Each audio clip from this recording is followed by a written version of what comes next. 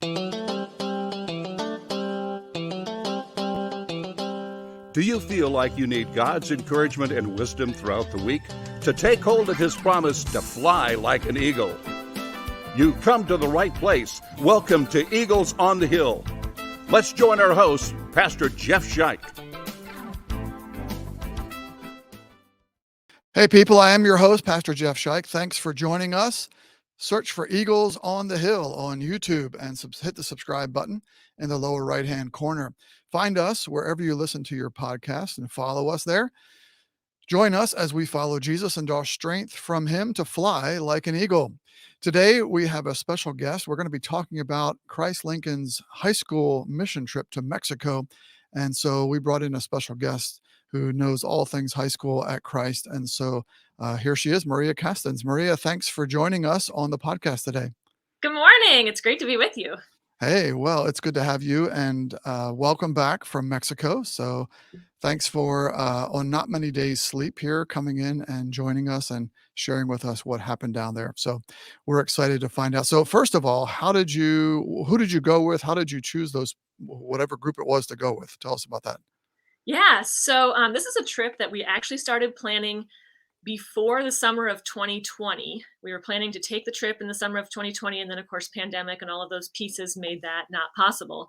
But high school students at that time were really desiring to do an international trip. Mm-hmm. And so I reached out to a pastor friend of mine in California. We go back and forth with lots of different pieces and just said, hey, talk to me about international travel. Who have you used? What do you love? And he pointed me to Amore Ministries. And I'm sporting that shirt if you are watching video. And Amore Ministries is an organization they had partnered with. They have a location in Tijuana. They have other locations as well, and really highly recommended them. Shortly after that, I learned that our own Lay Camp family that worships here at Christ, when they lived in San Diego, had also partnered with Amore Ministries and only had positive things to say. Mm. And so we started that paperwork and process of planning that trip. Of course, that couldn't happen with the pandemic. But students had raised money by the time the pandemic hit in March that they really wanted to make this journey. And so it just kind of kept coming back around. When can we go? When can we go? And so National Youth Gathering was last summer, so it wasn't going to be last summer. And that pushed it to this summer of 2023. Mm-hmm.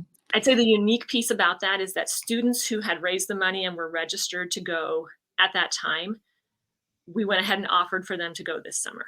And so this trip then is a mix of college-age students and high school-age students together. Gotcha. So I presume it's a large ministry. Tell me about what they do.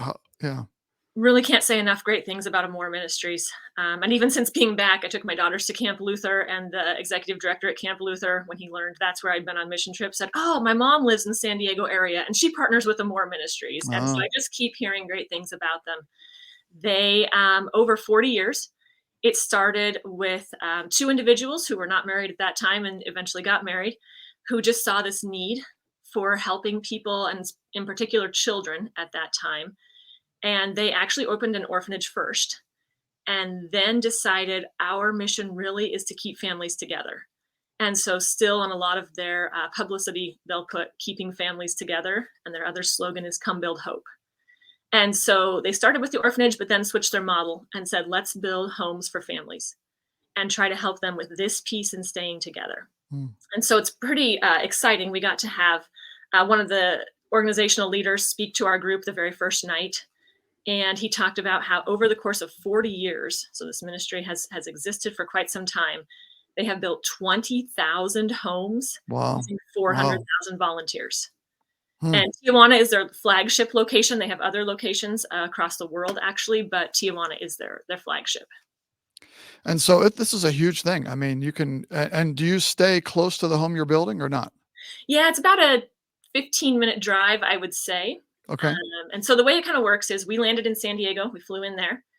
And then one of their staff members comes and meets us in a Home Depot parking lot near the border, but on the U.S. side.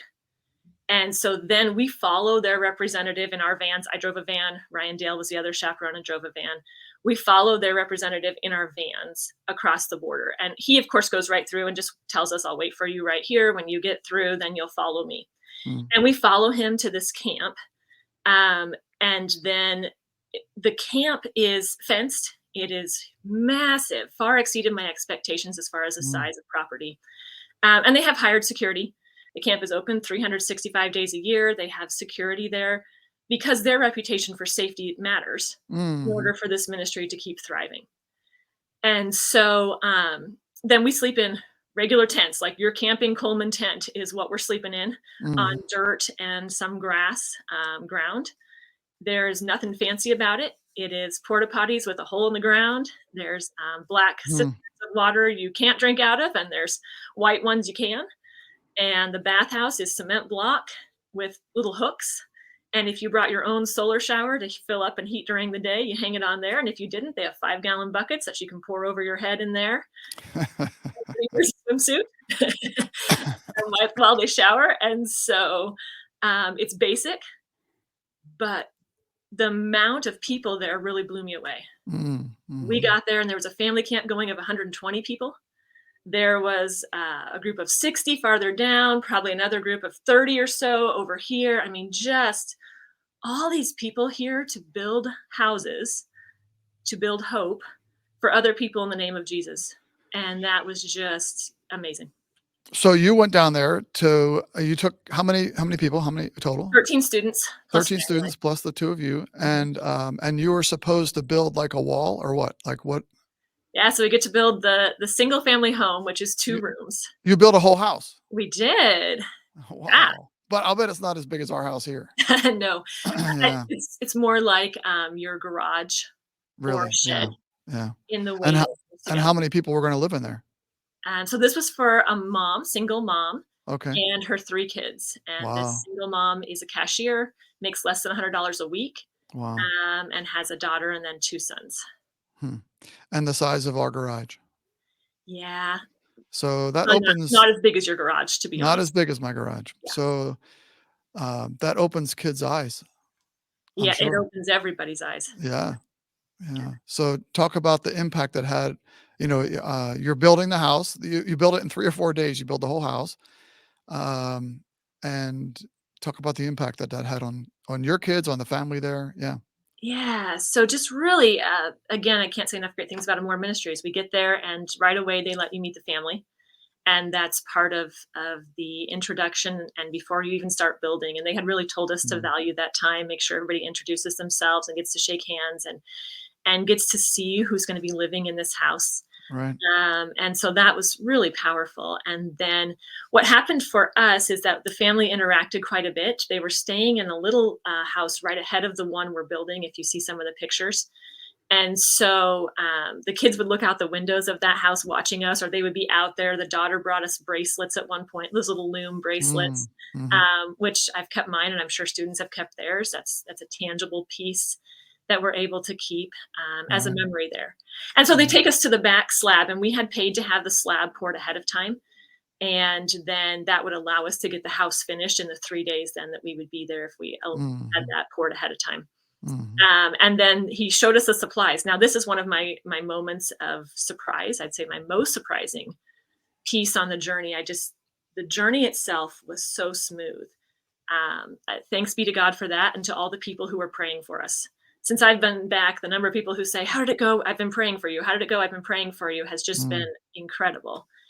And so, can't say enough great things about those pieces. But my great surprise was getting to the slab, and I had coached our kids. I've done Habitat for Humanity builds before, Next Step Ministries. I'd coached our kids on just having great attitudes and following the lead of the staff person, whoever that is, however that works. And we got back there, and the staff member who led us there, Arturo, says, "All right, looks like you have the supplies you need, so I'll be back in a little while." And I look at Ryan and say, "I think he's leaving." And Ryan says, "I think so too." So And you're the head contractor. right, and so, Wow. nowhere in the trip planning manual had I caught that we also needed to bring a foreman in the, job descriptions I'd read. That was not listed. Uh-huh. And, that's a moment for me personally of God providing, because I didn't realize I needed to bring a foreman, and yet I knew Ryan had worked at a lumber yard in college. He's just finished his own basement at their house. Mm. And so I turned to him and said, "You can do this, can't you?" He says, "Yeah, I can. I'm switching my brain from doing to teaching right now." Uh-huh. And we had printed building packets like they told us to. I had those printed. And so just a beautiful moment for me as students are standing there looking at us to remember that God provides Yeah. even what I don't know I need Right. in Right. many That's cases. great. That's great. Yeah. And so then that first day, we built the 9 frames that are needed for the house, 2 for the roof and the others for the sides and 1 interior wall. Hmm. And then the next day comes in with the other pieces as far as finishing some of the interior pieces, starting to get the house wrapped. And then the last day is stucco, and it takes 2 coats of stucco on the outside of the house to finish it off. Hmm. And we didn't have enough water to do the second coat of stucco on the one back wall. And Mm. so other than that, we got it all finished off, Wow. That's great. and great blessing, great blessing. That's great. That's great. So now we've got a couple minutes here. So last thoughts here. Would you go back again? Tell me about, yeah, what's your final 2-minute shot here? What do you Oh know? man, I think this is the most indicative. On the way down, Ryan had asked me, "What are you thinking for mission trip for the next summer for 2024?" And I said, "Oh man, I'm thinking of going back with a ministry we had served with before, had a great Hmm. experience there, and it would be a domestic trip." Hmm. And okay, yep. And by the time we're flying back, our layover was in Phoenix, and I got off the plane and said, "Nope, we just got to run this one again." Mm. It's just too powerful, It the was that way good. that God is working in and through Amore Ministries and all the volunteers that are partnering with them. Right. Right. So it And was that good. yeah, it's just incredible. Good. And so more on that will be to come. It's not a cheap trip. We have to foot the cost of the building materials, which were factored into each student's fundraising. Right. Right. Um, but the impact here, just incredible. So Uh, how much do the building materials cost? I Do need you to go think? back and You run know? the specific number. We charge students 1,500 per Okay. student to take this journey. Uh-huh. And so we did fundraising. I want to thank our congregation because our congregation supported us in all these fundraisers in powerful ways. Hmm.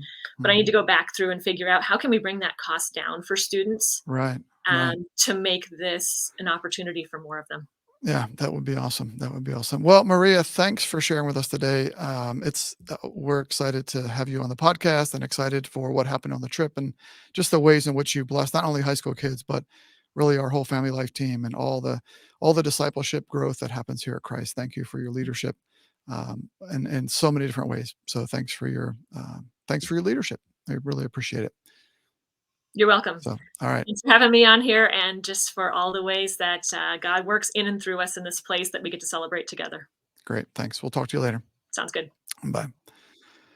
All right, so that's what we got today. If you would like to email us with comments, questions, topics, anything you'd like, email us at eaglesonthehill211@gmail.com. That's Eagles on the Hill, all one word, no spaces, dots, dashes, underscores, just eaglesonthehill211@gmail.com. We'd love to hear from you. Subscribe to our YouTube channel. Listen to us wherever you listen to podcasts. Search for us at Eagles on the Hill. Follow us and hit the like button there as well. Remember the promise of God that those who hope in the Lord will fly on wings like eagles. Thanks for joining us and have a great day.